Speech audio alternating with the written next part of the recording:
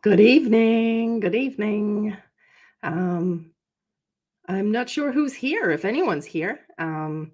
But if you are, say hello. It would be really nice to hear from you. So I'm not sure what we were going to talk about this evening. I had no particular plans. I always like to do these live streams more as a Q&A, make them kind of interactive.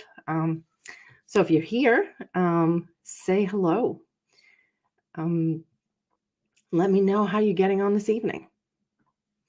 And let me know what is happening for you. Um, I have been making videos in the last week or two about flying monkeys and about navigating smear campaigns. So the next one is going to be about navigating smear campaigns. So it's going to be interesting to see how that one goes when it comes out. I'd be interested to know what you guys make of it, because in it I include a very controversial strategy for managing a smear campaign with a very narcissistic person, but it is a strategy that does tend to work sometimes. So I'm going to be intrigued. So I can see there are two people here. So I know for sure there's two. So if you're here, say hello and let me know who you are, where you're watching from, and if there's anything you'd like us to talk about this evening. If you're watching, and if not, I will just keep talking. Oh, hi, mastermind. It's my fault. You know what? It's my fault because um, I didn't make the link early. I I didn't make the link early today. It's been a bit busy. It's my kid's birthday soon, next week. So I've spent today making party bags for 6 and 7 year olds with a very excited soon to be 7 year old. And you're watching with your eyes. I'm always intrigued to know where people come from, because YouTube does tell you, it does give you a little hint about where your audience is from. So I can look and see where people have watched the video from, and find out that it isn't all my mom. So there you go. How are you doing and what have you been up to? Um, that will be good to know. I'm also quite excited. I have lined up to interview Sarah at Cluster B Milkshake. She kind of challenged me. She said, "Hey, you don't have any interviews with me on your channel. You've got lots of other people, but not me." So I'm going to interview her on Tuesday. So if there's anything in particular you'd like me to ask her about, let me know, because I will be very happy to put your questions to her. I'm just adjusting my screen because I can see I'm getting a bit of glare on my glasses. So also let me know, how is the sound quality? Because I don't know if you guys can hear it, but where I am right now, there is a massive storm outside. And I know that can really interfere with the quality of sound. I recorded a video a few weeks ago and there was a huge storm outside. And I put my headphones in, recorded the video. And afterwards, the sound quality was so bad I couldn't use it. I had to re-record it. So let me know, is the sound okay this evening? Just because I'm really aware that it is not nice weather where I am right now. So, oh, that's good to know. So you don't hear anything but me. That's good. I'm glad. Phew, because I wasn't sure how it would go. Just because for me it's really loud. I can hear a huge amount of wind and rain. So I know, because YouTube tells me stuff. I know there's 4 people here. So do say hello. Do say hello. And also, yeah, let me know. Let me know what's happening, what's up.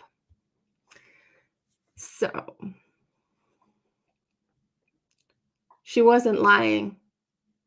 What do you mean she wasn't lying? You mean Sarah wasn't lying about I have lots of other people on my channel, but not her? No, it's true. But I have done more lives with her than anyone else. And always on her channel, because she has a bigger audience. She gets more people watching, which is why. So, and then the other thing I'm excited about, I have a colleague, Jason, who I work with. He's a CBT therapist and trainee psychologist, and he has lots of expertise in ADHD. And he has said he will do a live with me. So it's kind of brave of him to do that. So he's up for it. So I think next Sunday is going to be me and him. And I'm probably going to be really grateful to have that little bit of extra help, because next Sunday is my kid's birthday party, which means I'm probably going to be exhausted by this time next Sunday, because I'll have spent the whole afternoon with a great big group of 6 and 7-year-olds running around crazy. But it will be fun. It will be fun. So what should we talk about? What do you think? The mastermind, it looks like it might just be you and me this evening. Are there any topics we should talk about, we should cover? Let me know. You're unprepared with questions and I am unprepared with answers. That makes two of us. Oh, I'm glad you made it. I'm glad you made it. Yeah, Sunday's a busy day. I always find that I like doing these on a Sunday night, but it's often busy. You get to the end of the day on a Sunday and you're like ready to relax. So you can have as many seconds as you want. You are not the only one here. You're just the only one speaking. So if there's anyone here who wants to say something, don't be shy. Make yourself known. Say hello. It's quite fun doing lives. I enjoy it. So yeah, I'm really glad Jason's going to come next week, because he can talk a lot about ADHD and ways of managing it. I think probably we can talk as well a bit about how it maybe impacts relationships, how maybe it overlaps with some of the cluster B issues. And I also have another colleague, Maria, she really is an expert in this. And I'm hopefully going to do like a full interview with her. Not a live, but because she wasn't keen on a live, but she did say she would do a full interview, and we can really dig into some of the cluster B and the overlap with kind of neurodivergent conditions like autism and ADHD. It's kind of interesting as well, because I refer so many people to her, because they come to me usually because someone's accused them of being narcissistic. And when I assess them, I'm like, there's something else going on. So I very often refer to her, so I do think it's a really interesting thing to think about, is how do you tell the difference between autism and narcissism? And because I think there's just so much armchair diagnosing going on, and people get it so badly wrong. And I think when you understand some of the neurodivergence that might be underlying some behaviors and some issues in relationships, like a lack of empathy, or having a partner who's persistently just that little bit out of tune when it comes to your emotional states, I think when you can understand that that may be an autistic trait, that gives it a very different color and a different flavor than if you're attributing it to narcissism, for example. So you found someone? I don't know. I haven't heard of her. Not Sorry Love Laurie. I haven't heard of her. I will look it up. I will definitely look her up and see what she's about. She sounds interesting. So yeah. So if you're here and you haven't yet said hello, say hello and let's chat. Invisible Borderline, hello, good to see you. How are you doing? How are things with you? I got your question on the asking Sarah about her preference not to be with normies. I will definitely ask her more about that. I'm sure she'll be happy to talk about it. I'm looking forward to that. I think that will be really fun. So how are you this evening, and what are you up to? And of course, I always say, how are you this evening, because it's evening where I am, but you guys could be anywhere in the world. So I don't know where you are. Is it morning? Is it afternoon? Is it evening? Let me know. I'm glad. I'm glad you're doing better. I'm really pleased to hear that. So let me know if you're here. Say hi. Let me know if there's any questions you want me to answer or topics you want me to cover. I'm more than happy just to chat. Um, ah, it's so nice when that happens, when the new meds just work. Which one is it, if you don't mind me asking? You can, and if, it's none of my business. You can tell me, but I'm always curious to know what works. But you found one that works. Woohoo! But just take whichever one works. Whichever one works for you, that's a good med.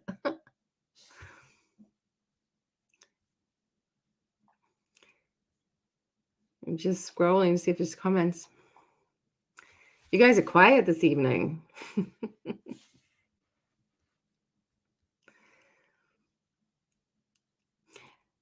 So do say hi. I can now see there's 9 of you. So say hello. Say hello. Aripiprazole. That's a good med. A lot of people get on well with that one. But you can never tell.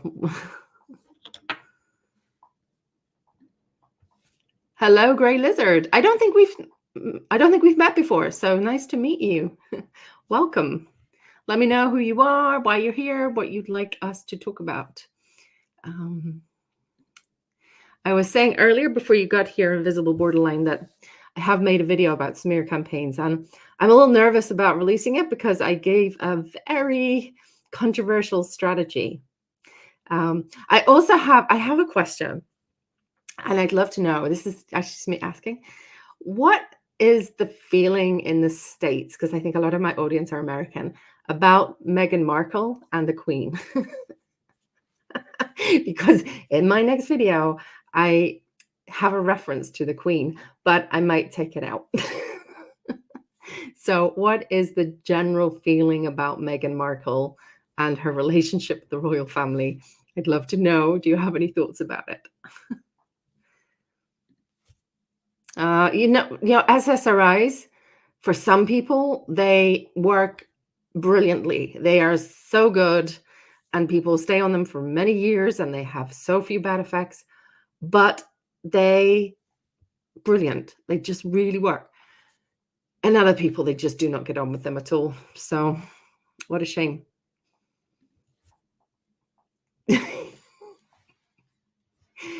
Are you taking it as a challenge to be more quiet or to talk more? Hello, Grey Lizard. You're a lurker. Always nice to meet the lurkers. And Sarah Jacob know you. You've probably met me through Sarah and Jacob then. I was thinking about, so Meghan Markle accused the royal family of racism on an Oprah interview. And the Queen released a statement about it a little bit later, where essentially she said that some recollections of events may vary, which I thought was a very graceful way to put out the fire.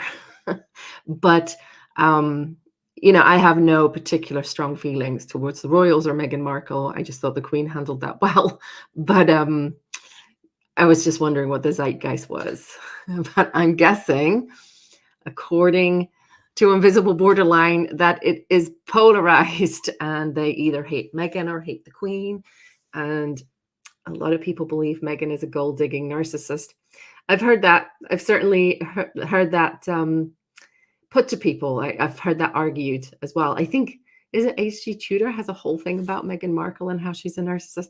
I don't really like that kind of content, to be honest. I don't like kind of pointing and accusing people, because you never really know what the truth is.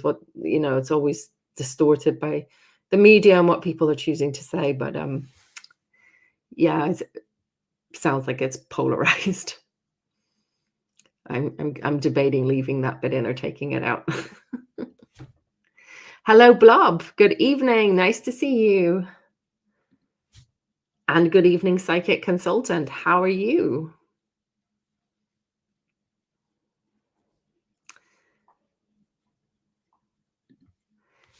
Yeah, I've seen that. I did because I think it was last week on the live, some of you guys mentioned the behavior panel, and I looked it up. So they've certainly got interesting things to say, and I quite enjoyed watching some of that. Yeah. So, yeah. Tell me, should I leave the reference to the Queen in or take it out? Leave it in, take it out. Leave it in, take it out. Guys, let me know. What kind of person would want to get into the royal spotlight unless they have narcissistic goals? Having your whole life controlled doesn't seem like a life. I agree. I mean, to me, the idea of marrying into the royal family and, there are expectations. If you marry into a family like that, your life is going to be restricted forever. um, it's a huge thing. And I think she said at times like she didn't even know who Prince Harry was. I'm like, nah, you did. Yes, you did. Yes, you did. I don't really believe that. So yeah, I don't entirely buy the picture that Meghan and Harry have painted. But neither do I think the royal family are a group of saints. I think they are a great dysfunctional family. But maybe all families are dysfunctional, but certainly I think I don't know. You can't have a normal family with that degree of scrutiny and the media spotlight on you. It's just not possible. But I did like the Queen. I think in the UK, everybody liked the Queen. And on the whole, people like William. People like William. So, yeah.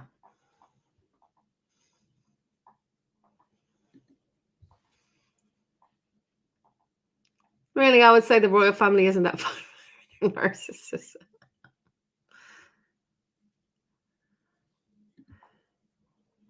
And you wouldn't be surprised if kids born into the royal family might have NPD. Well, I mean, I guess you're growing into a family where the expectation that you're special and being told you're special is really, really high on you. I don't think it's inevitable. I think there's probably going to be kind of genetic predisposition that some people may be more prone to that than others. And I think other people won't develop NPD under almost any circumstance.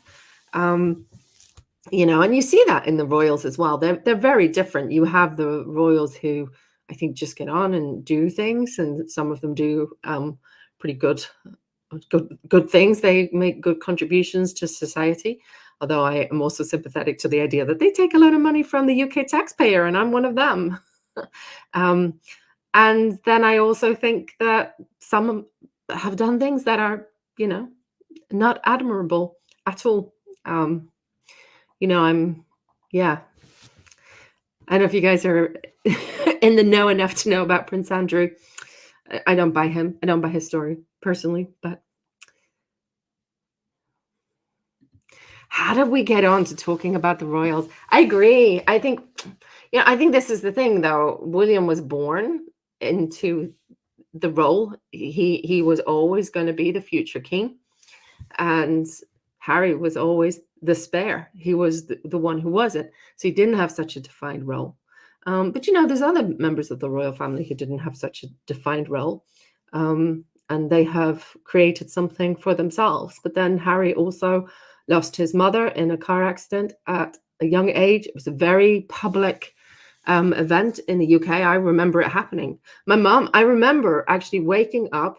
It was a Sunday morning. I was not old at the time. I'm about the same age as William. And I woke up and I turned on the news and I found out that Princess Diana had died. And I remember saying to my mother, Princess Diana died. And she said, don't make up terrible stories like that. And I said, it's true, it's on the news. And she looked at the news and yeah, it was. And it was a really tragic event. But then it was like this big outpouring of grief all over the country. It was all over the media. There was lots and lots of commentary about how the Queen had handled it, how her relationship with Charles had been. The paparazzi were all over the place. It was really, really awful. And Harry and William both went through that. So I have a lot of sympathy for them, what they went through when they were little. But yeah, I think you're right. I think William seems kind of more grounded and humble, and he knows what he's got that path laid out for him, and he's very dutiful. He's not protesting it, or he's not kind of pushing against it, whereas Harry does seem somewhat lost. And Blob, you're right, it is stormy, and I do know that storms do massively affect audio quality. So do let me know, can you hear it? If there's an issue, let me know if there's anything I can try to do. You're in County Donegal. That's not far. Well, it's far from me now. I'm in London now, but I'm originally from Northern Ireland, from County Down. So yeah, it is. I'm going to go back up because I missed a few comments. So invisible borderline. Oh my God. So your ex-husband was trained in interrogation, 30. What kind of interrogation? Like, oh my God. Wow. Sometimes I work with couples and one is a lawyer and I'm like, you're not in court. You have to not treat your marriage or your close relationships like you're in a court. You are not a police detective. You are not a lawyer when you are someone's partner. And my other favorite line, I always say this to couples, particularly when you have that kind of argumentative couple where who is right and who is wrong. I'll say, you guys have got to decide. What do you want more? To be right? To be married? You can't have both. So there you go.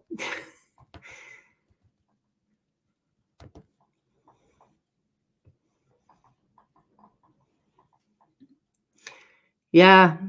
Having yeah. I mean, this is the thing. I would hate to be in the royal family. I could not have that level of public scrutiny and not be able to kind of just go and do what I want to do. That would not go well with me. You think Princess Diana was really trying to let them grow up as close to normal as possible? I think she was. Yeah, I think you're right. I think she was. I think she was also very young when she married Charles and possibly quite naive. The Queen's younger sister, said Princess. I get confused about who's who. Which one are you thinking?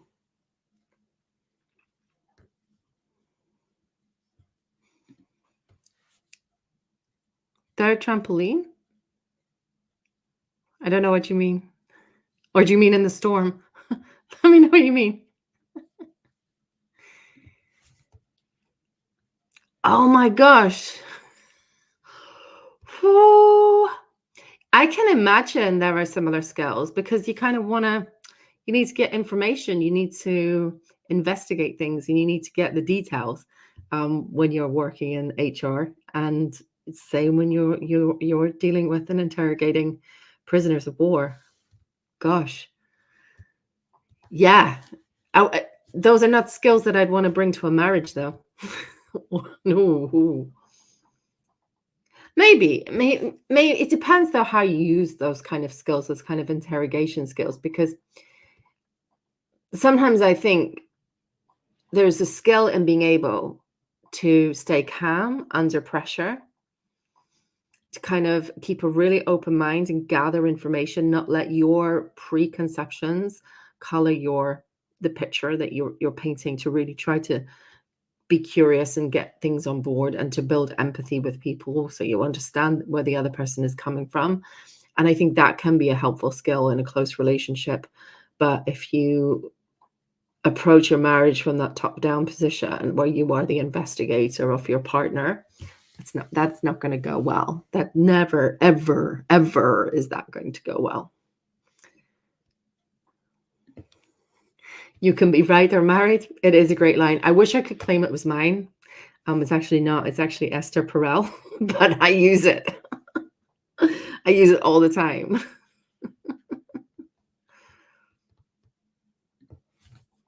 I would not want to be married to someone who was an expert in interrogation. Nope. No.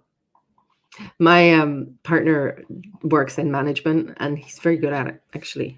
He's very calm, which is very good for me. He just doesn't get frazzled by things.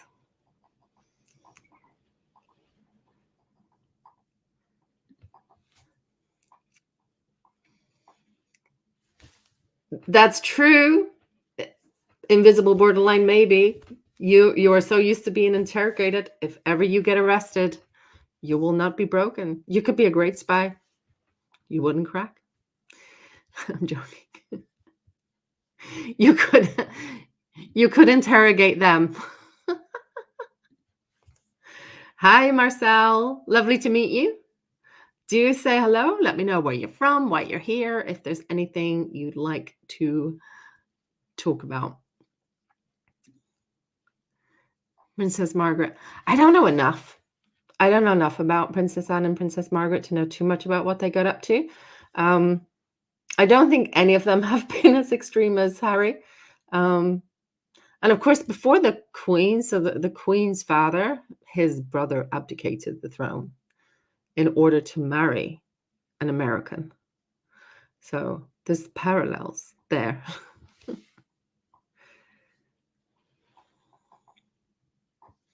But I don't know all of it. I'm not sufficiently into the royals to comment. So what did Princess Margaret do that she was such a wild child? I'm intrigued now. So what do you think? In my video, should I leave in the reference to the Queen or take it out? Leave it in, take it out, I'm not sure. I'm debating it. Let me know. Leave it in, take it out. Give me your vote, yes or no. In or out. Yes for in, no for out.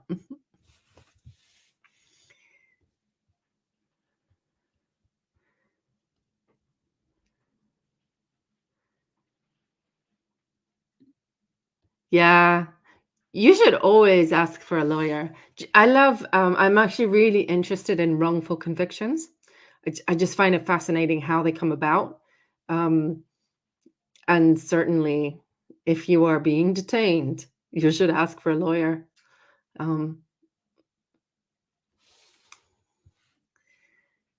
Yeah. So you guys let me know, what should I talk about? Is there anything you want me to cover? And also let me know, do I or don't I leave in the reference? You see, that might be the case, but what I don't know, because I think in the UK it's polarized here too. Am I going to offend lots of people if I leave it in? But then maybe you offend people and you get lots of comments, and for a YouTuber, that's a good thing.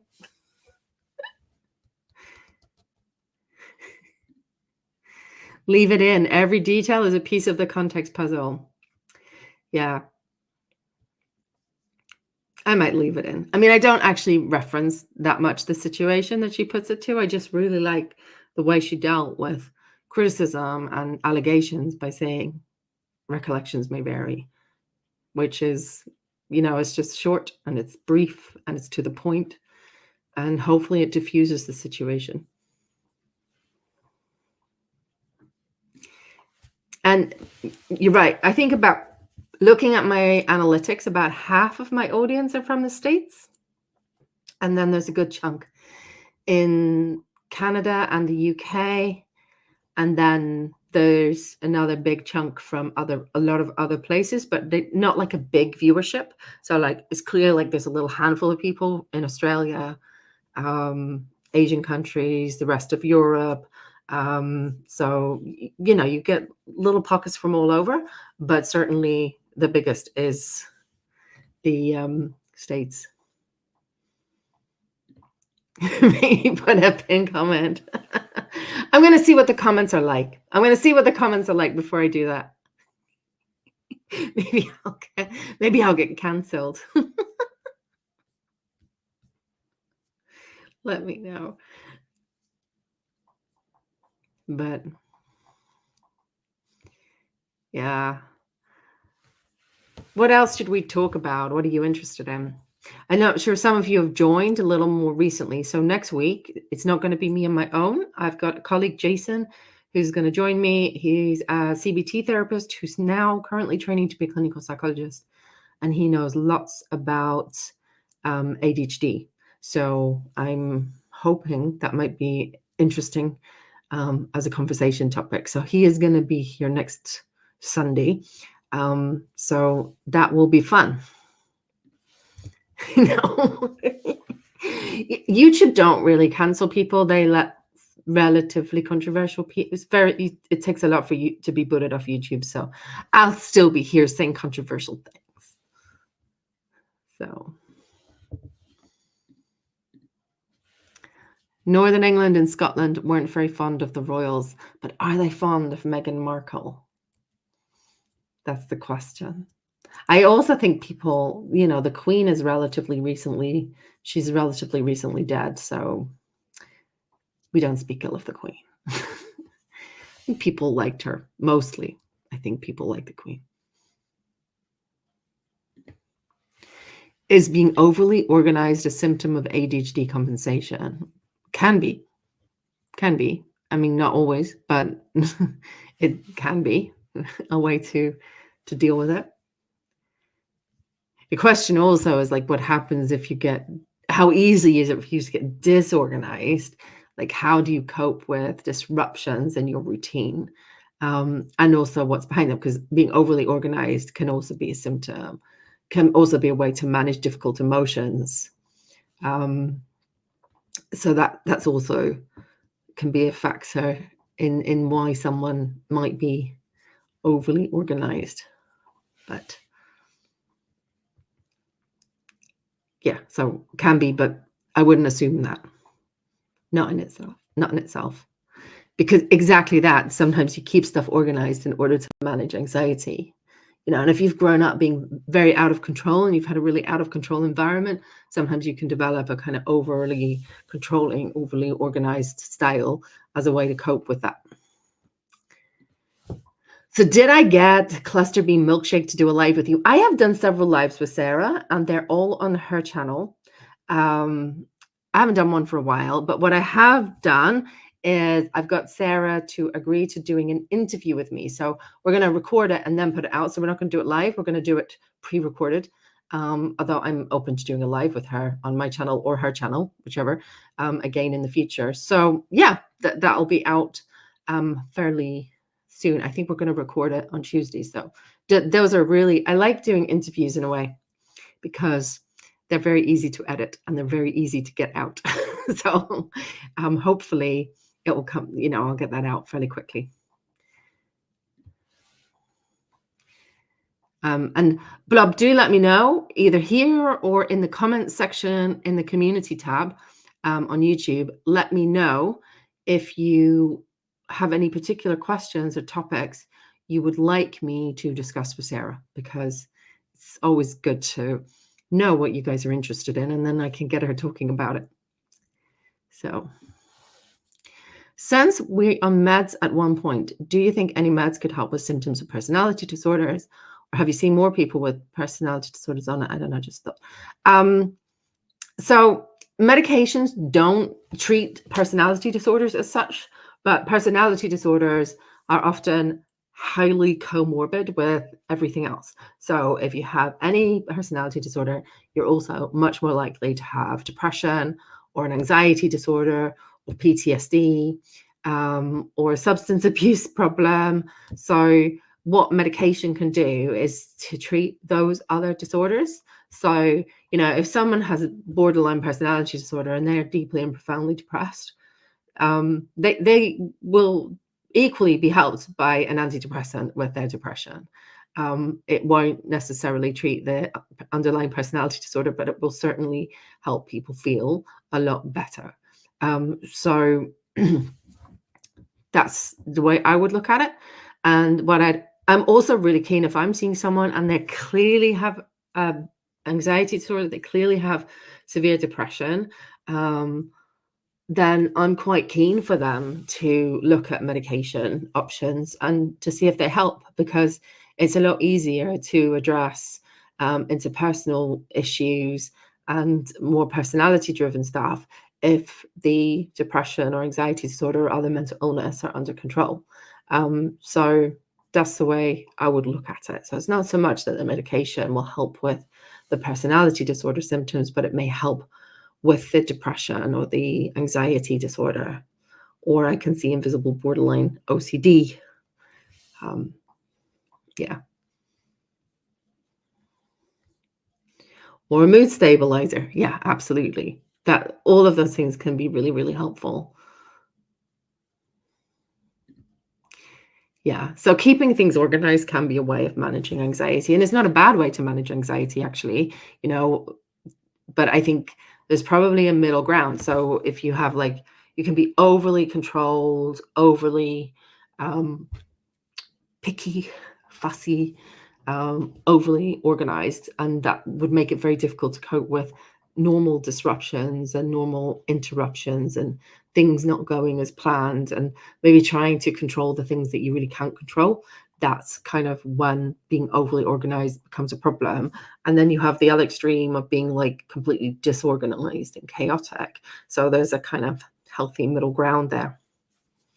Does that make sense? Does that make sense? Does what make sense? The meds. Yeah, I think so. I hope my explanation made sense. So good evening, who? Lovely to meet you too. Can someone with BPD have ASPD as an antisocial personality disorder? It seems like they wouldn't mix well. They wouldn't mix because BPD seems emotional and ASPD seems to lack emotion.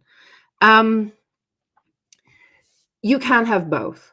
Absolutely. It's not that unusual, a comorbidity. I think you're right. You kind of, the kind of stereotype of ASPD is sort of lacking emotion, maybe quite psychopathic, but you can certainly get antisocial traits to the point of meeting criteria for antisocial personality disorder with the kind of more emotional BPD presentations too. So you can have both. But I think you're right. There's probably a version of ASPD that is more emotionally driven, that is more chaotic, that is maybe more heightened emotion. And when people have heightened emotions, that's when maybe they engage in some of the more antisocial behaviors. And then you may have the version of ASPD that's probably more overlapping with psychopathy, where it's much more blunted. I don't care, disinterested, much more antisocial in the sense of I'm not doing this because I'm emotionally out of control. I'm doing it because I am pursuing my particular agenda and wishes and wants without regard for someone else. That would be a more psychopathic presentation of ASPD. So let me know if that makes sense. But yes, you can have comorbidity. It's not that unusual a comorbidity, but you're right. There may be different presentations of ASPD as well. So this last medicine helps a lot, helps with the mood dysregulation. Absolutely. Take whatever works would be my view. Could it be more OCD than ADHD? It's like a form of control to keep your anxiety at bay. Oh, this is an interesting conversation between you two. She can't get offended easily. You know, you've heard about the ex-husband. You have a thick skin now. But yeah, I can see how that sort of over control could certainly arise from anxiety. And especially if you've been given a lot of criticism or you've been constantly given messages that you're not good enough or there's something wrong with you, then overcompensating by trying to be overly controlled can be a way to manage that. Not a great way to manage it because it brings its own problems, but it's certainly one way someone might choose to do that.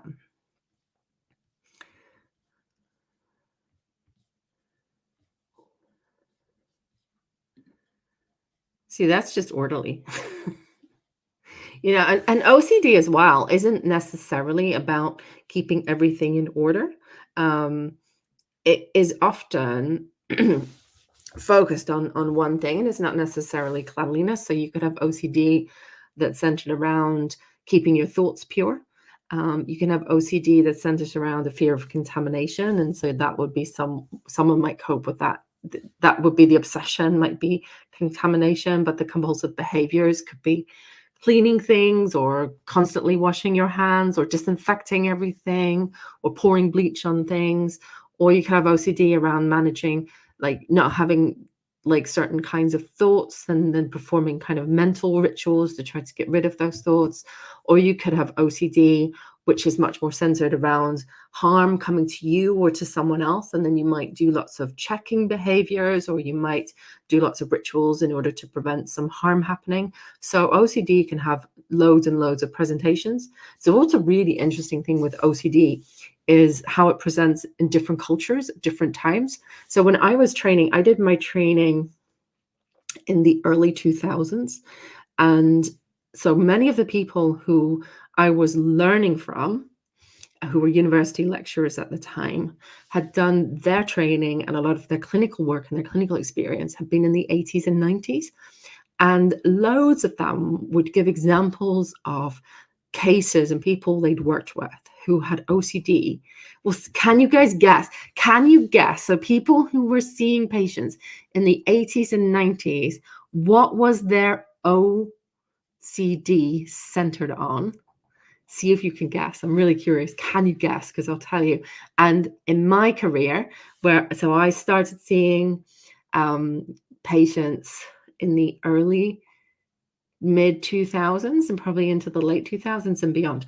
I have never seen the presentation of OCD that they all talk about, and I can tell you what I have seen. I'm really curious. Can you guess? Let me know if you can guess. I will come back to it and let you know. Anyone want to guess? I don't want to move on too quickly into other comments because I don't want to confuse people. Do you want to guess or shall I tell you?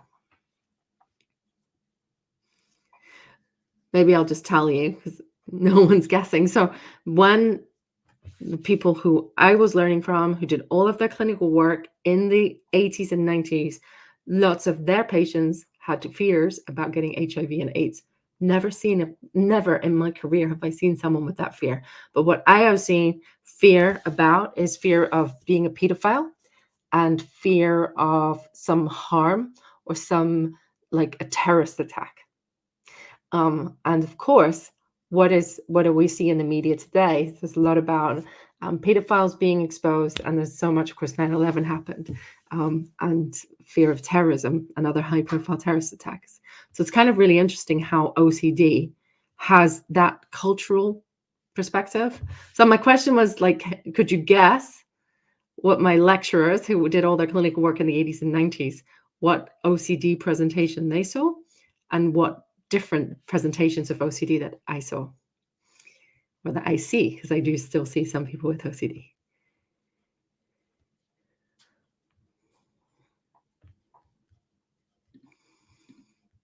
So you can have OCPD, which is obsessive compulsive personality disorder, which is not the same thing as obsessive compulsive disorder, but OCPD is often that kind of over controlling perfectionistic tendency.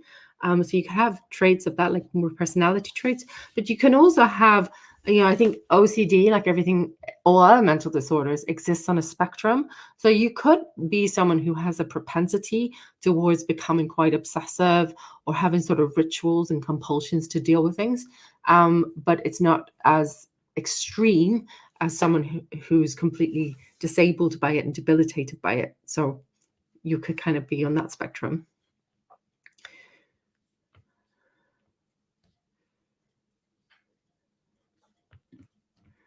So if you've gotten to a point where you can't go out without a severe need to, you miss job interviews and appointments and basically stay inside all the time, how do you get out of that?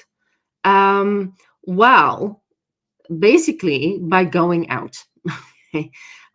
It's difficult. It's not as simple as that. Okay. It both is as simple as that and it's not as simple as that. I appreciate that's easy advice to give and very difficult advice to put into action. I would suggest, first of all, are you seeing someone? Are you seeing a mental health professional? In the first instance, that's what I think would be important, because there's lots of possibilities here. There could be depression, there could be anxiety disorders, So there could even be paranoia and psychosis, for example. So I'd want to do like a whole full assessment. But then I think it might be also, and also PTSD is another thing I'd be wondering about here. Is there PTSD going on? So you kind of like, if I was assessing someone who's in that place where they're saying, I can't go out unless I really, really need to. And I stay inside all the time. It's really completely debilitating. I want to get a whole picture. I want to understand so much about them before I start doing anything. So I want to assess for depression. I want to assess for PTSD. I want to assess for psychosis. I want to assess kind of the whole picture. And then probably, there may be possible treatments for that. I'm probably going to involve some of my psychiatry colleagues. Are there some medications we could give to help this person? And then it's probably a matter of gradually building up your ability to go outside. So it's like intentionally setting little mini goals and exposing yourself to the experience of going outside. And also, come next week. This would be a great question to put to Jason because he's a really good CBT therapist. So this is his bread and butter. He's really good at it. But also, like, beginning to look at what is your fear of going outside? What are the things that you are avoiding? What are you anxious about? And giving yourself the opportunity to kind of experiment around those fears. So if the fear is, if you've been through a traumatic experience and you think, if I go out, it's going to be another car accident or I'm going to see something terrible, it's like giving yourself the experience of going out and having that not happen, so that you kind of just start to learn that there's many experiences of the outside world and there's a lot of good in the outside world, and it's not all roses, but there's a lot of good things out there that really make it worthwhile. And I'd also be thinking about what's really, really important to you, because your motivation is going to be really important. There's got to be something worthwhile that you think, I really want that, to kind of give you that impetus and that reason to take the really difficult step of actually going outside if you've been inside for a long time, because it's tough. Let me know if that's helpful.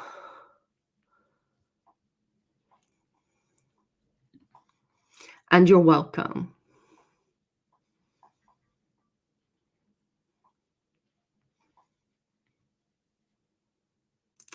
So I'm not going to answer questions about medication or comments too much about medication because it's not my area of expertise. But do speak to whoever prescribes them about whether they're still working for you and whether you need to change anything, obviously. So the difference between I assume you mean CPT. I can't say it now. Complex PTSD. And so complex post-traumatic stress disorder and BPD.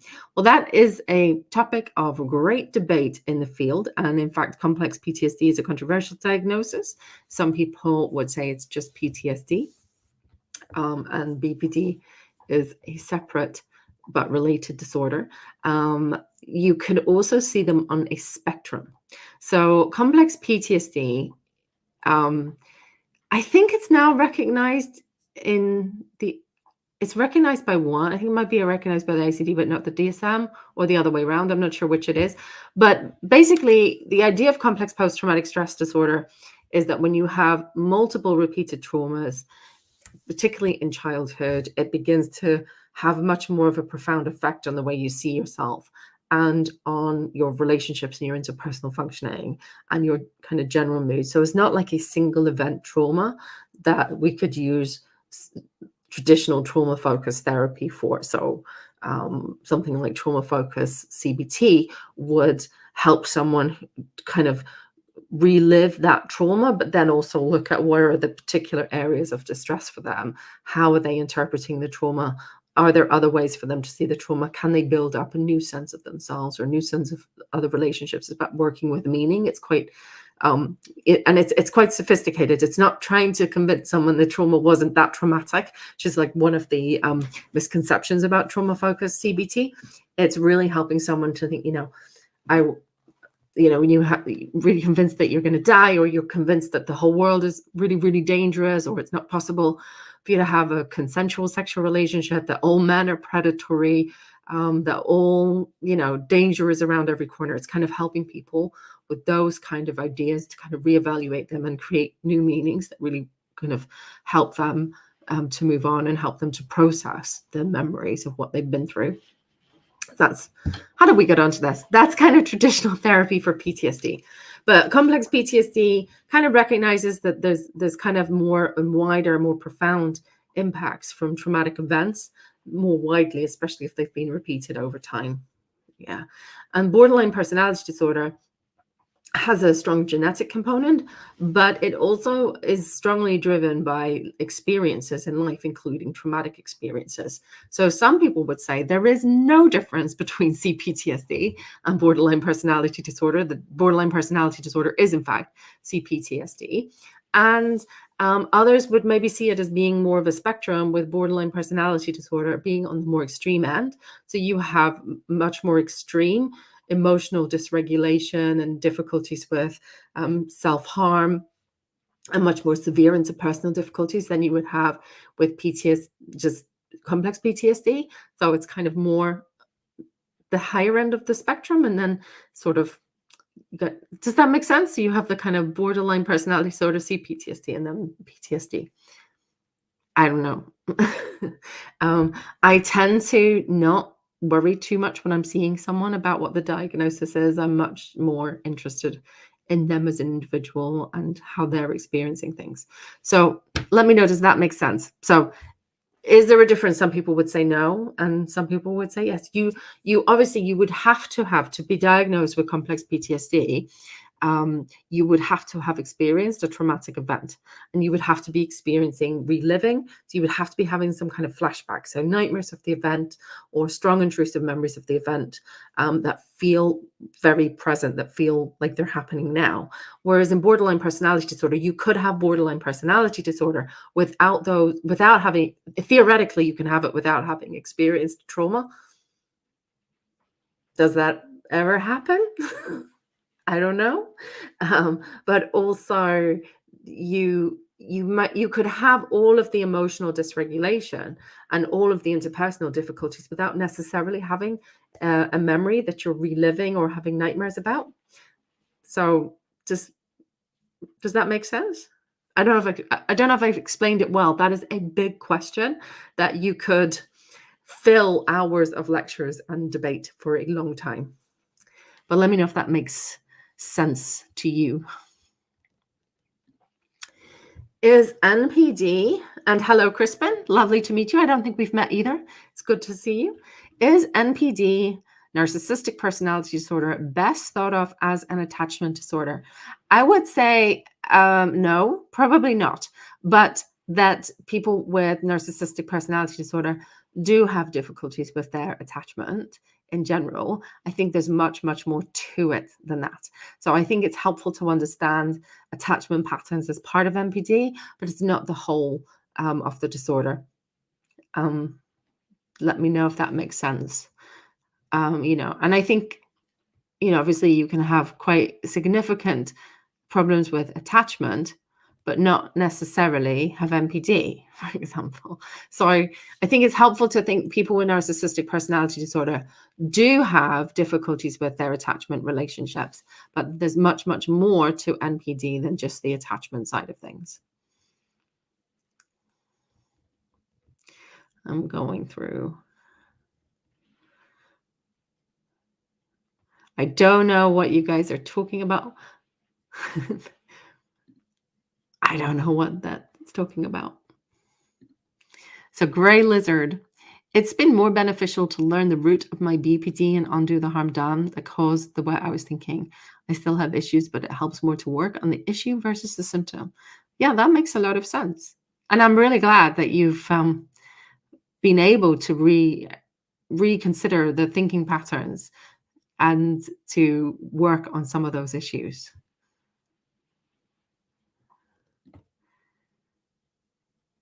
That makes sense.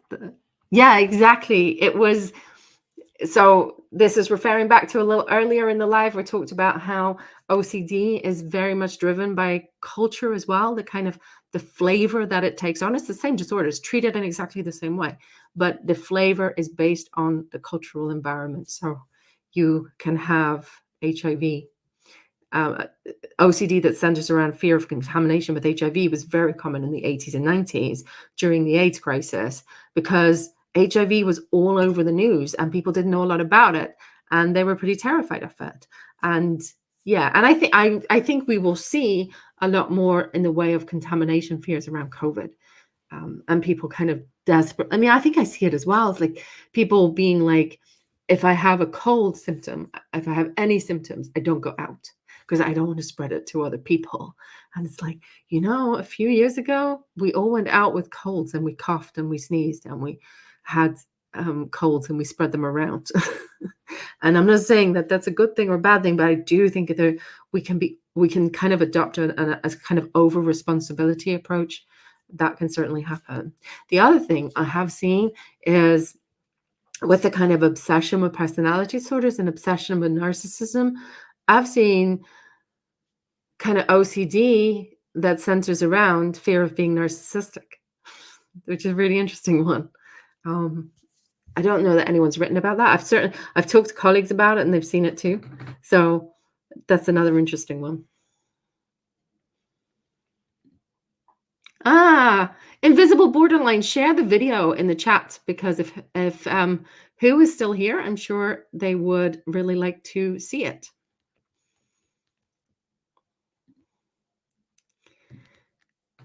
And you're welcome. So Mastermind, my main thing was staying on my meds. I've never been good at it. I'm doing better now. I'm glad. Meds work best if you take them consistently. I'm glad. It's both. You need both. I'm a big believer in having both medication and psychological therapy and social support and interesting activities to engage yourself in, and whatever, and physical health care and all of those things. And I think housing and having a reasonable standard of living are all absolutely vital. So we need it all. So what do you think of the villainization of personality disorders? It drives me crazy. It really annoys me. I get really angry at it. I think there's so much. It's really difficult because I can see how, when you understand. So I've certainly worked with people who genuinely have an ex-partner who's had a personality disorder, and the personality disorder, whether that's narcissism, or narcissistic, or borderline, or avoidant, or dependent, or OCPD, all of the personality disorders have a profound impact on how someone is in a relationship. And if you are in a relationship with someone with personality disorder, you get your own stuff. Whether you've got a personality disorder or not, you can have your own stuff. And it's good, because we all do. It's going to interact.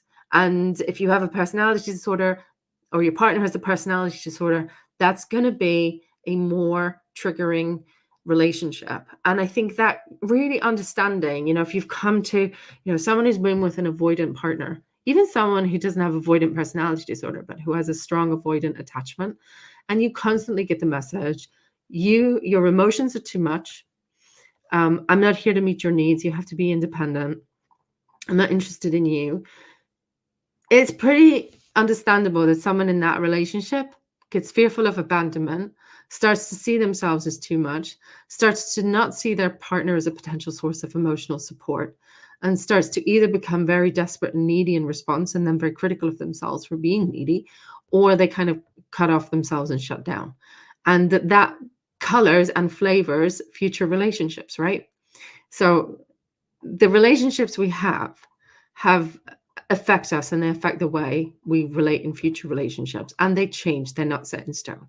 So I can see how understanding more about something like narcissistic personality disorder can really help someone to make sense of a relationship that they've been in, and can really help them to see things that were not their fault, and ways that the relationship has affected them that they don't need to bring into future relationships. That can be a helpful thing.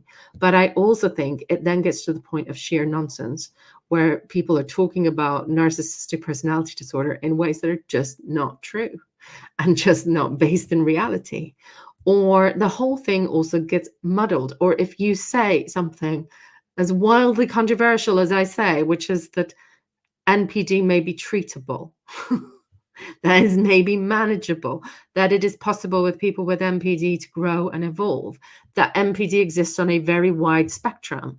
And I think a lot of the content around NPD is actually talking about people who are probably quite psychopathic and quite antisocial in their presentations. And that's quite different from just pure narcissistic personality disorder. And so the whole thing gets very, very muddied. And then you also have just sheer fantasies about, this is what the narcissist does. And it's like so dehumanizing and stereotyped. And I don't think that serves anyone well. But I'm really curious. I've had a little rant there. What do you think of that? Do you agree, disagree? Where are you at with that? I'm going to scroll down.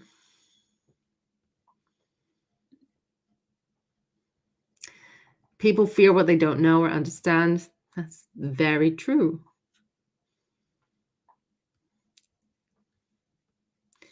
I'm going to skip the comments about meds, but I'm really glad for those of you who are finding meds helpful. And if you're not finding your meds helpful, consult the doctor who prescribed them or another doctor. What is a good book to learn about CPTSD treatments? If possible, things you can do by yourself.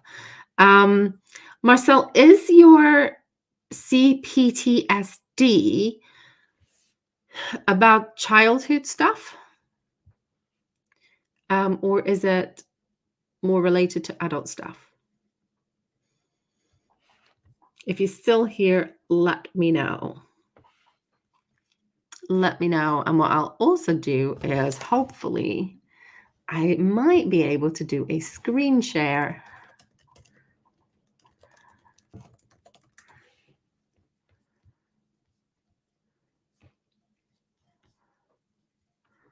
And let you know my favorite book on that. Let me see if I can share it.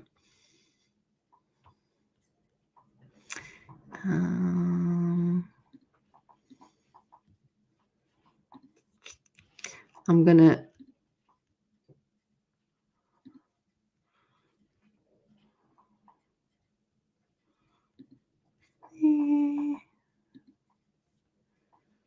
there you go.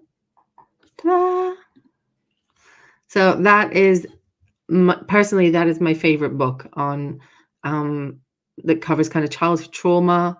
It's not specifically about complex PTSD, but I do think that's just a really, really nice book that is very helpful to people who've experienced childhood trauma, who want to understand how is it affecting you in the here and now, and what are ways you can address those things. So let me know if that is helpful.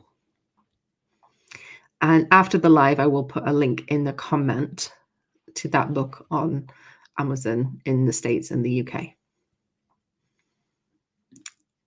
So let me see if I can.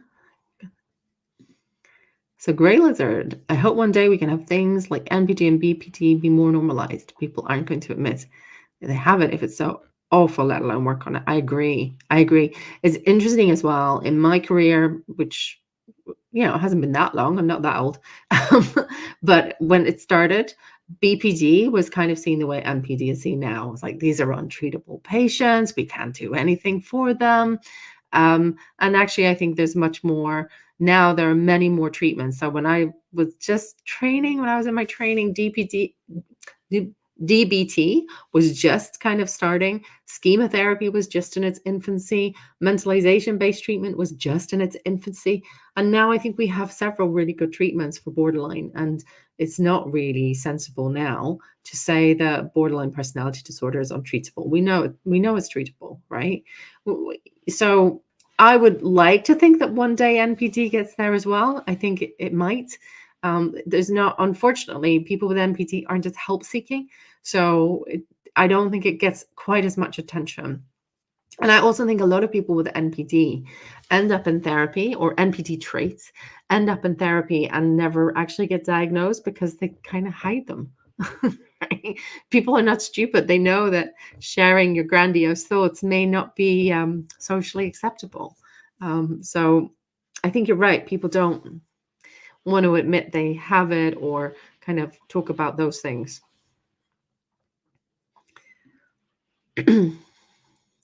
So how do you define attachment disorder versus personality disorder? Well, attachment disorder is just focused on the quality of attachment. And I don't think it generally gets diagnosed in adults. It's usually diagnosed in children.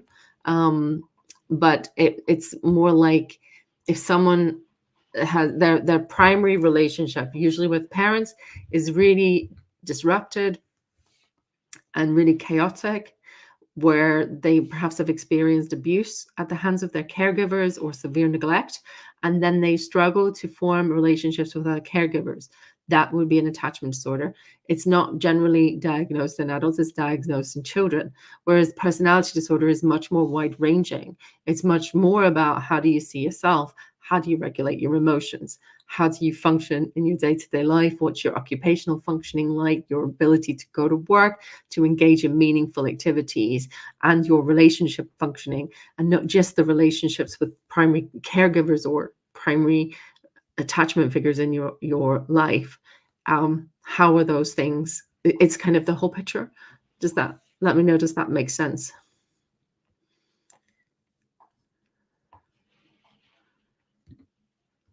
So mastermind, a question about imposter syndrome. What have you seen how people express their imposter? So imposter syndrome isn't an official diagnosis, but lots of people have a sense that they're faking it, that they're not as expert as they really present themselves as being, that they don't know what they're doing. I remember one of my supervisors when I was a trainee. She retired. I was her last ever trainee. She didn't retire because of me, but I happened to be the last person she supervised before she retired. And she always used to say to us, it's really normal to think you don't know anything and you feel like you're kind of faking it, and that's a kind of normal thing. She's really good at kind of talking about that because of the nature of the work. And to feel kind of overwhelmed and that really you're ill-equipped to tackle some of the situations you deal with at work.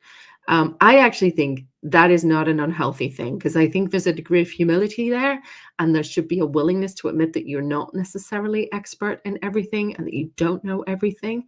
So I think there's a degree to which, on some level, some degree of imposter syndrome is not a bad thing, because what is the opposite? The opposite might be to think you know everything when you don't know that much. And I'm much more concerned about the person who thinks they know everything when they really don't know that much, when they have unconscious incompetence. Whereas I'm not that concerned about the person who is much more competent than they think they are. So yeah.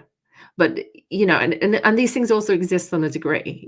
At best, that's a degree of professional humility and willingness to learn and willingness to listen and to be open, that you don't know everything and that you don't have all the answers, versus if it's so debilitating that you never own your expertise, or you never share it with other people, or you don't do what you're capable of because you don't see yourself as capable. I don't know if I've really kind of talked well about that, but people have, presents in so many different ways.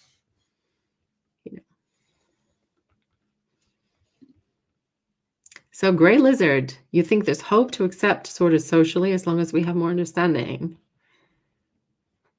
I agree. I agree.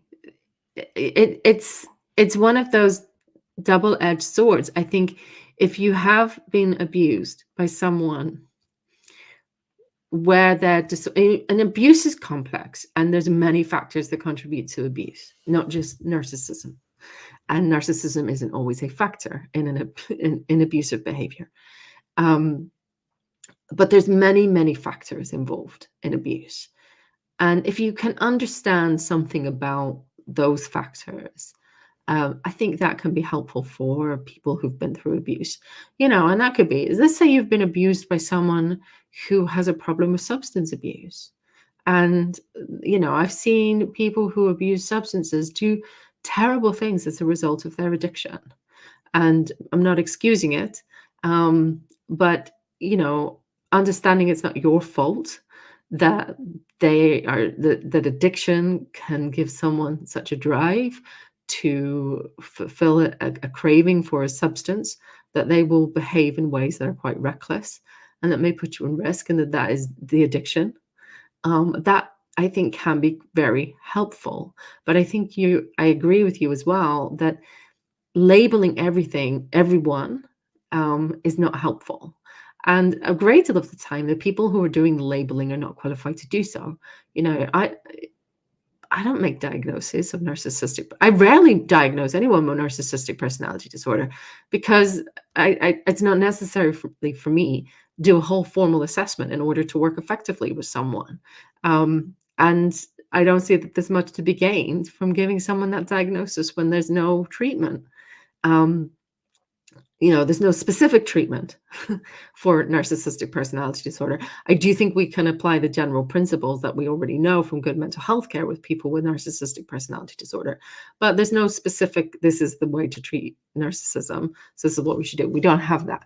But it's interesting to me that you then have lots of other people who think they can make that diagnosis in someone else. And I think you're right that it gets harmful when you start labeling everyone, and then you also create this stereotype that really stigmatizes people with those disorders and actually stops them from getting help, regardless of whether or not they're abusive. And that's not to justify abuse or to say that people with NPD who are abusing their partners are worthy of extra sympathy. I don't think that. But I do think that the kind of way that we talk about these disorders is so stereotyped that ultimately it ends up being so stigmatizing. And that's not good for people with those disorders or for anyone else for that matter. Because, it's if I can help someone with NPD behave in ways in their relationships that are much more collaborative and respectful, that's probably going to be good for other people who are in relationship with them too. Right. Yes. So I've seen that too. So where you get a diagnosis and then you think, well, I'm not sick enough to have that diagnosis. I'm diagnosed with depression, but I'm not really that depressed. So I'm actually a fraudulent person with depression. Or ADHD is another one. I see that so much with, like, I managed to get diagnosis of ADHD, but I don't think I really have ADHD. And I don't think I really deserve all of this extra help.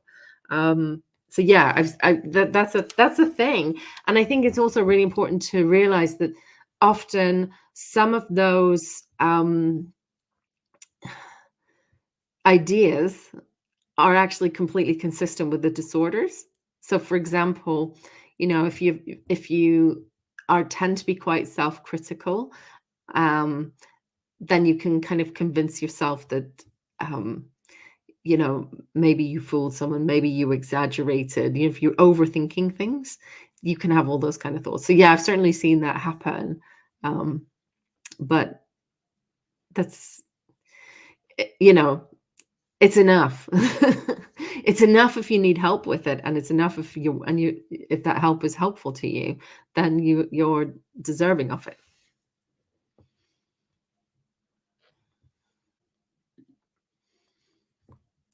So DSM Queen, hello and welcome. I don't think I've seen you before, so welcome. It's nice to see you. What assessment tools do you prefer when diagnosing NPD? I find the SCID does not assess NPD very well when the presentation is more on the vulnerable side. Love to hear your opinion.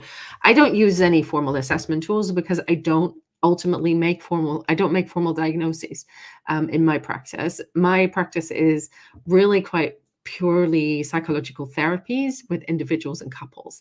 So I much more lean towards having a psychological formulation, which is individualized. So usually based in either schema theory, so schema therapy is theory, or cognitive behavior theory, or a mixture of both. But I'm much more interested in those underlying psychological processes than the specifics of the diagnosis, because it doesn't make a difference to the treatment for me.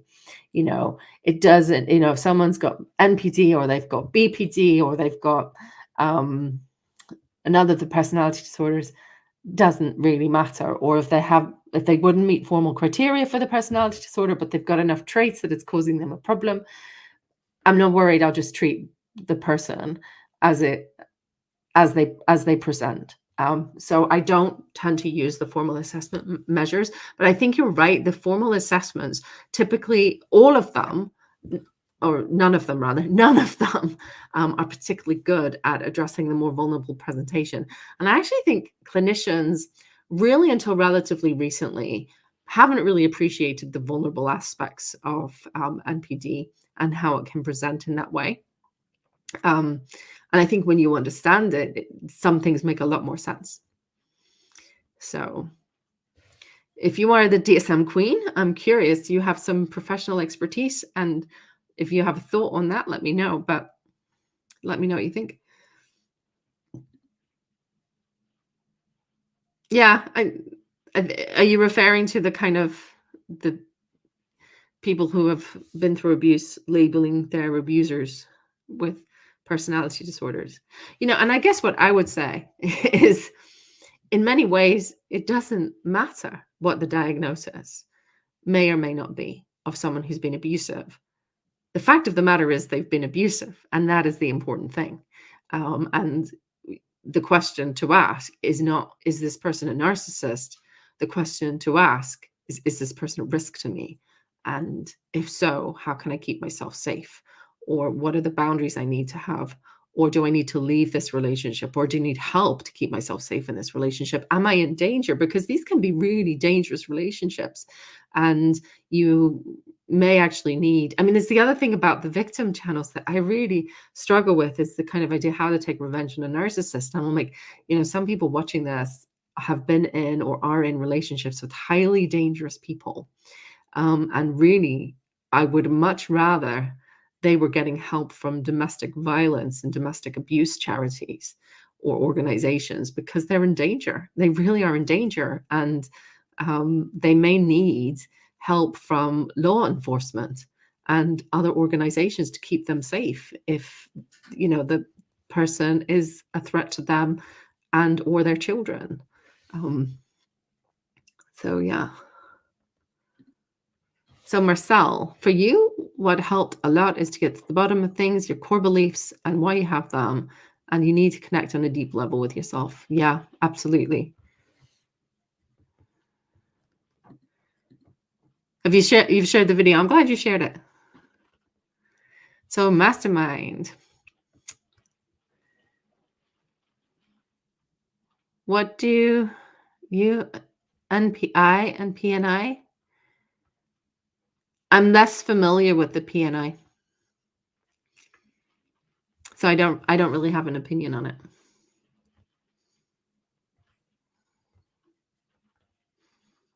I'm glad you guys like my rant.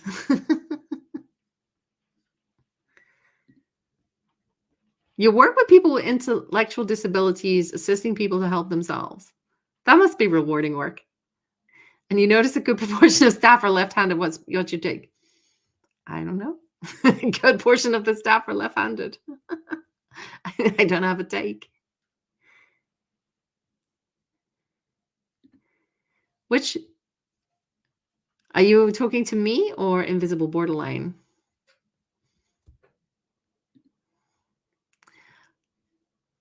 I think overcoming childhood trauma is on the last list that I put up, but I will also, after this, I will also put it in the description of this video, or not the description, in the comments section. You'll find it down there somewhere. It will be down there.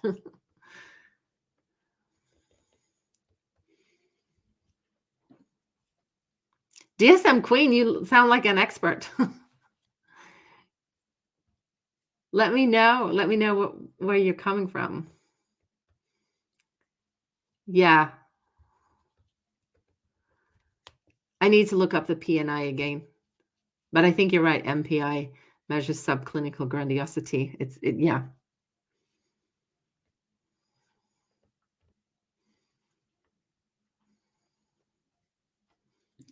So the SCID is a formal diagnostic interview.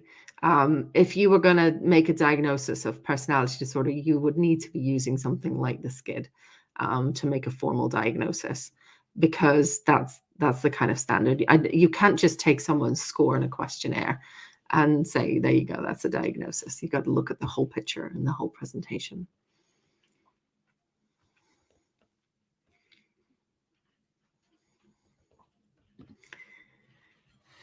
So you were diagnosed with mixed personality disorder around late 99. Things have changed so much since the late 90s. Have you seen that change? There was so much not explained or understood back then, especially around trauma and longer term effects.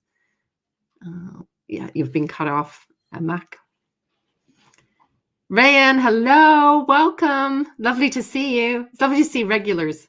I love seeing the same faces again, or the same names again. Don't see your faces. I wish I could see your faces.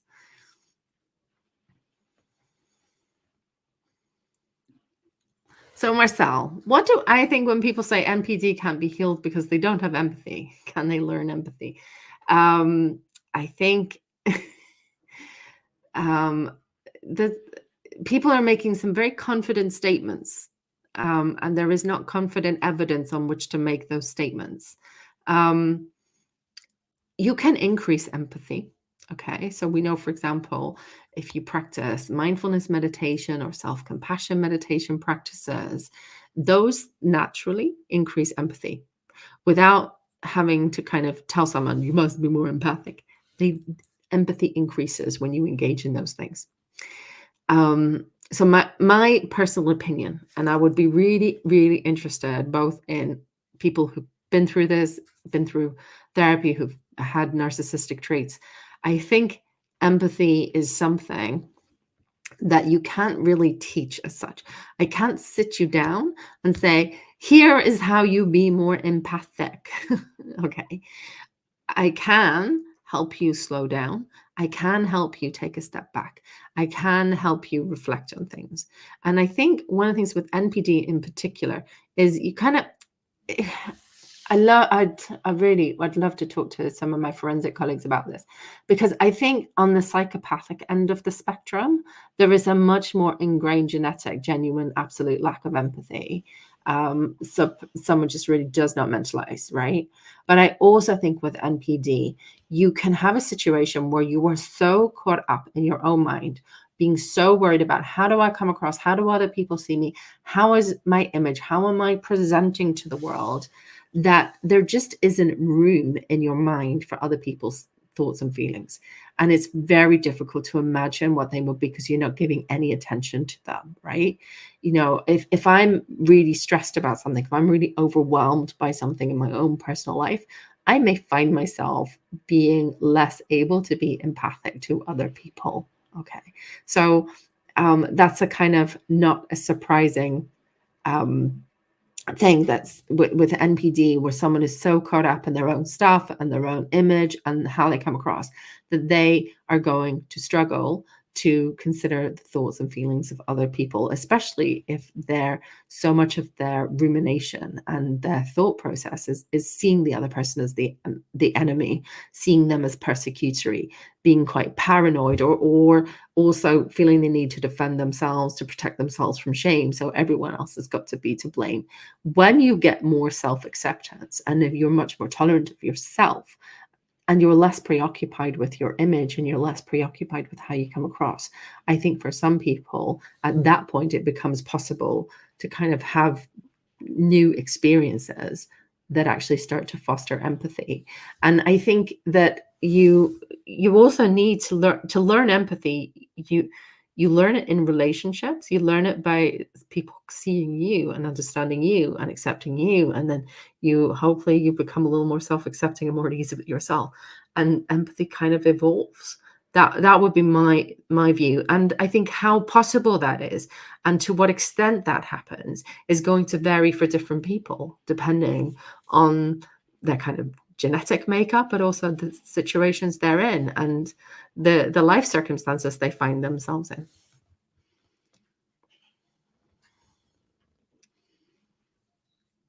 So,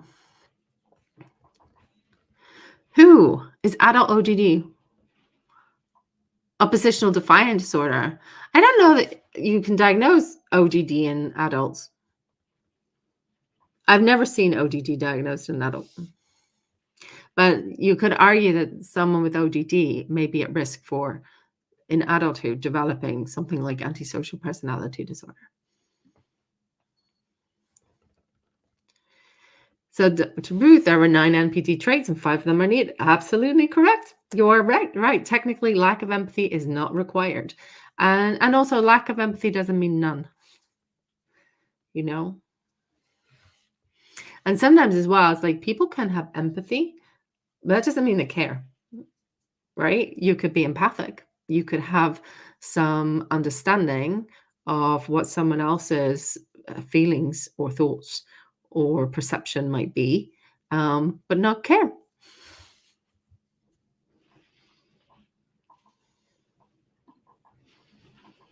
I'm guessing you're referring to the MPI.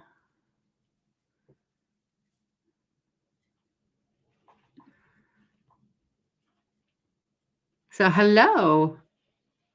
I'm not sure how to pronounce your name. Is it Pravanon? If I've pronounced it wrong, I apologize. Let me know in the comments. But what is a realistic goal someone with NPD can achieve by going to therapy? And what would be an ineffective use of therapy time? So, look, this varies. Okay, so people have different goals, right? So someone with NPD who's just been through like a major bereavement or a divorce, or they're going through depression, or they've got a problem with substance abuse, tackling those issues, tackling their substance abuse, getting back on their feet, recovering from depression, that might be the entirety of their goals. If you want to address the NPD and the more interpersonal elements and the ways that you see the world, I think a realistic goal might be developing more self-awareness and self-understanding and being able to change some of the behaviors that are problematic for your relationships. And that hopefully also begins to change the way you experience your relationships and you experience yourself. And you can also hopefully make links between what's going on in the here and now for you and the past. And I think a hopeful goal would be that perhaps you, by becoming more aware of those things, developing more self-acceptance, building up a kind of healthier, more grown-up version of you that is able to take over from some of the coping modes, like being grandiose or being very defensive and angry, or being cut off and shut down, or engaging in very self-soothing behaviors that can be quite problematic, and kind of reducing those. I think that's a realistic goal, right? But it's probably going to take time. And ultimately, I think you get to the point where hopefully you become less triggered less often. And when you do get triggered, it's not as extreme and you can recover more quickly. I think, the idea, the other thing I kind of look at some of like the idea of healing and the idea of recovery. I'm like, I think it's really helpful to think a bit more deeply about what we mean by that, because you're not going to fundamentally change the whole of your personality. You're probably always, like all of us, it doesn't matter NPD or not, our personalities are going to stay the same. I don't think, and also I think it's really important to separate out. NPD is not your personality, okay? It's a disordered presentation of your personality. The fundamental core of you is not NPD, okay? And I think that's really important to make that distinction. I actually think personality disorder is a very unfortunate name, because I think it's often seen as you're saying that this person is fundamentally flawed, which that is not how I use the term. But so I don't, we all going to be spicy. We all going to have our things, and none of us are going to be perfect. And I kind of think there's a sort of tendency within sort of therapy speak to kind of think, oh, we're all going to be perfect. We're not going to ever get triggered. We're all going to have completely mature, grown up, responsible conversations. And we're not going to argue and fight and kind of have conflict with each other and behave in perfectly pure and innocent, admirable ways. That's not realistic for anyone. Okay. So it's not realistic for me. It's not realistic for someone with NPD. But what you would hope is that things become more manageable, things become much more tolerable, things become much, and the possibility of creating new things. I also think I like to think of it more, therapy as more building up something new than taking away or destroying something old.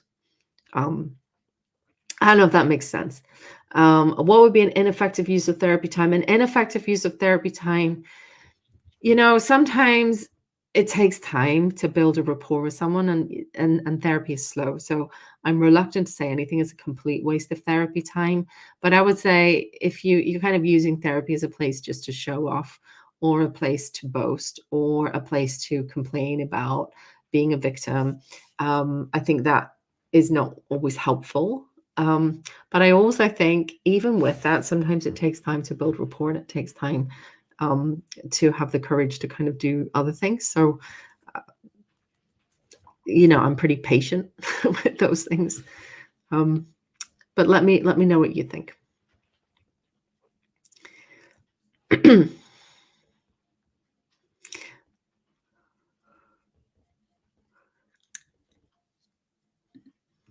So DSM Queen, you agree with my take. Unfortunately, most mental health institutions require the usage of the skids due to insurance. So I'm looking for a loophole. Yeah, it's a shame. Yeah, in the UK, so in the NHS will make diagnosis, but I'm in private practice. A lot of insurance companies exclude personality disorders as something they'll treat. So, this actually is not a good thing to have that as a diagnosis if you're using medical insurance. Yeah, it's a real shame. I think the insurance companies and mental health institutions really sometimes I think are overly focused on diagnosis, and I wish we were just able to treat people, without necessarily having to slam on a diagnosis, especially I think a personality disorder diagnosis, because people can have challenges and I don't think they necessarily meet full criteria. But yet their presentation doesn't fit in with something like depression or anxiety disorders, and probably it's much more helpful to draw on the personality disorder literature in order to help them. So you're dealing with someone's core beliefs, or you're dealing with long-standing interpersonal patterns, you're probably better off using something like schema therapy or psychodynamic therapy, or CBT that's much more focused on schemas and core beliefs, than on trying to treat them for depression or anxiety, for example. But it's a shame. Try to find the loophole. But what's your background, DSM Queen? What I'd love to know more. And do you have a channel? Are you on YouTube or just viewing?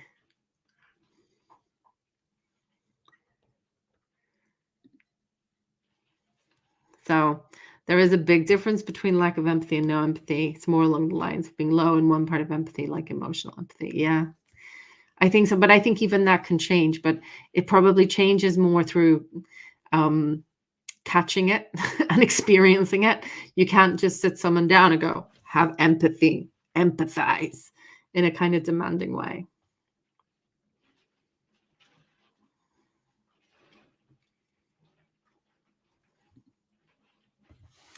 So Ray, Dr. Ruth, what would you propose to increase awareness of people who have NPD? I've always heard that awareness comes at the cost of narcissistic collapse.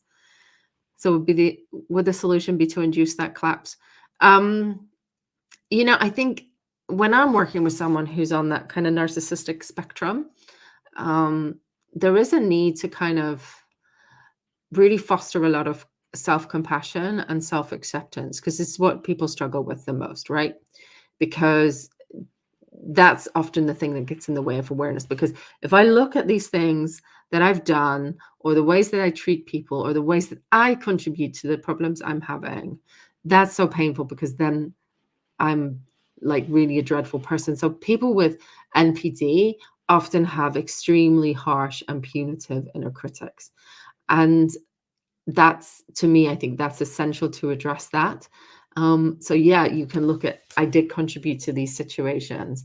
I have behaved in ways that are deeply, profoundly regrettable. And some of that, and a great deal of that, is on me. Okay. And I've treated people in ways that are really dreadful and have been very, very harmful, and that is on me. But being able to do that whilst also holding yourself in high regard without it then descending into I am the biggest shit in the world, right? Because that's also a form of narcissism. I am the most special kind of villain. I'm so hopeless. I'm a lost cause. I am a nobody, right?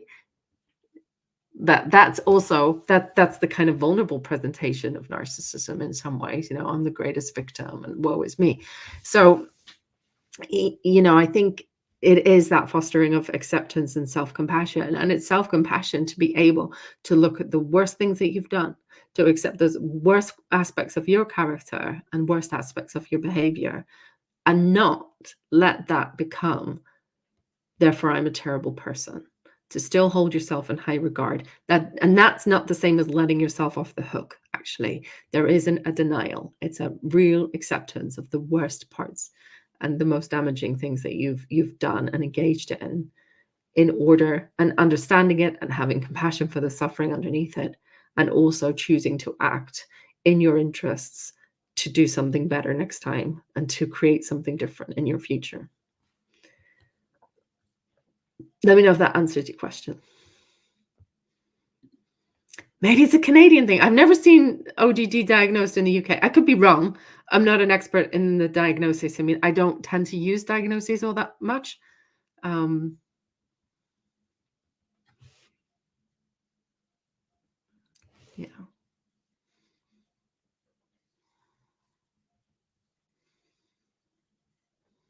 Yeah.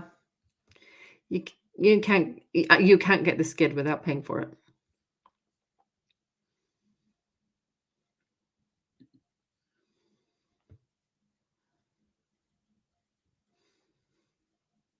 Oh, I'm just reading through the comments. Sometimes I feel the problem is more about dealing with the shame associated with expressing empathy outwardly rather than feeling empathy. That's really interesting. I think that you're onto something with that, actually, that maybe it's what gets away. What would it mean to express the empathy outwardly? What is shameful about that? Does that mean expressing emotions, appearing vulnerable? Is it also being empathic towards someone because you've behaved in a way that is not nice and having to acknowledge that? But yeah, I think you're absolutely on with something. You can feel it, but the challenge may be expressing it, or expressing it in a way that is constructive. Because of course you can have empathy and then, you realize this person's annoyed with me and they're angry with me because I've done something.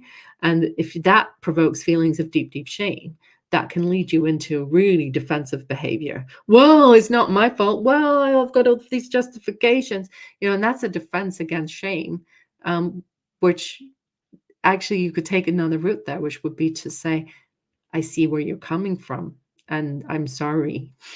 And to actually express that empathy, but that can sometimes involve admitting that you're wrong, or that you were in the wrong, or that you did something that wasn't good.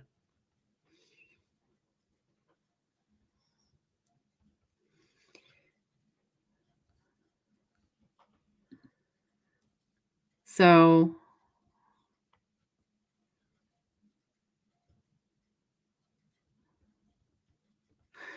yeah, NPD and BPD as well, the mastermind, they're highly comorbid.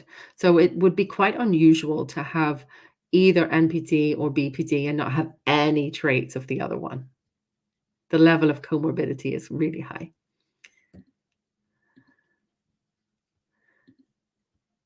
So I'm glad I was able to answer.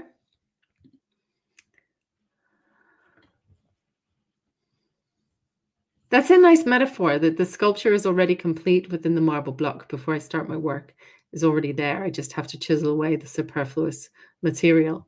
That's a nice metaphor.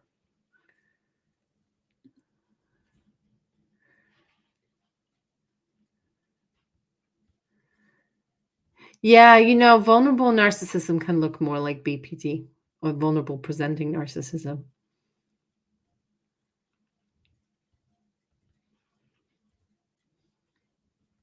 I'm just scrolling down. This is the thing, like this kind of idea of vulnerable narcissism and grandiose narcissism, like as being completely different things. Whereas actually, everyone who is grandiose has some vulnerability underneath it. And everyone who is vulnerable may have some grandiosity underneath it in a sense of, I am the biggest victim. Nobody recognizes my genius. It's so unfair that other people get more recognition than me. I don't deserve to be treated this way. I'm entitled to be treated much, much more well than I am, and I'm underappreciated. My talents are not seen, and other people's are seen, and that kind of toxic envy as well. So there's often the two sit side by side, and they're much more connected, I think, than people think. And I think the other thing that just really winds me up is people thinking that vulnerable or covert narcissism is someone who's tricking everyone into believing they're really a nice person when underneath they're actually secretly a narcissist. That's not what it is. That's not what it is.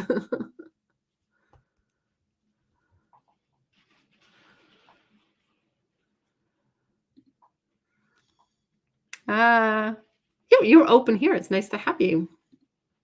I do my best to be balanced and not to be judgmental. Um, that makes a lot of sense. That's why you're very specific, and you that's why you ask the very precise questions. Um, how interesting! How that is so interesting, DSM Queen. I'm fascinated by that. Where are you based? Um, and do you have a YouTube channel? Are you online? And you know what? If you wanted to drop me a message, drop me an email via my website. I think there's like a therapy inquiry form. Just use that. It's fine.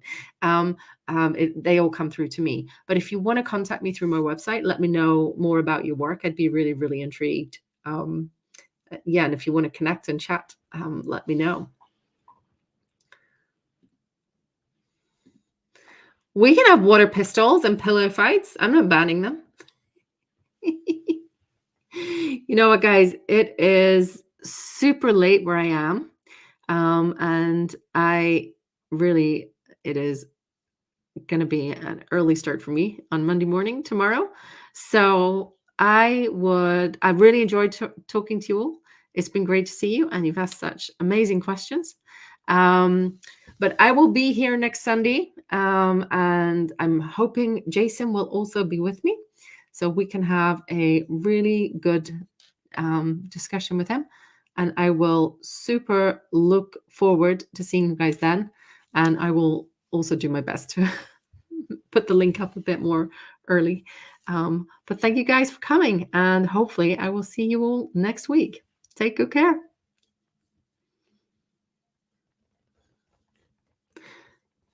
DSM Queen, use the link on my website and say hello, and I will look forward to it. Bye.